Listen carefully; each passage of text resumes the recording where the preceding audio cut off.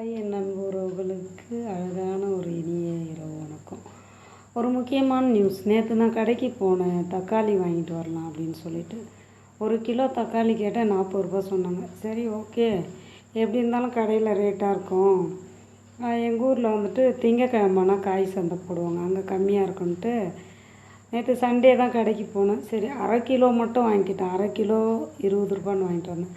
ஆனால் இன்றைக்கி சந்தையில் பார்த்திங்கன்னா ஒரு கிலோவே 10 ரூபா தான் தக்காளி. நான் ஒரு 3 கிலோ தக்காளி வாங்கினேன். பாருங்கள் எவ்வளோ தக்காளி இருக்குது அப்படின்னு சொல்லிட்டு 3 கிலோ தக்காளி. அப்போ நல்லா யோசனை பண்ணி பாருங்கள். இருந்தாலும் கொள்ளை அடிக்கலாம்,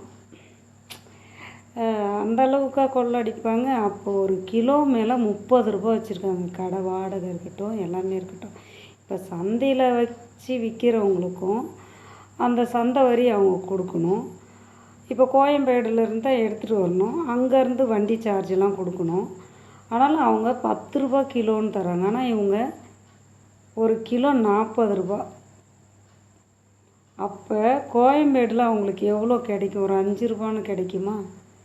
ஒரு கிலோவுக்கு 35 ரூபான்னு வச்சு விற்கிறாங்க. என்னங்க நியாயம் இது?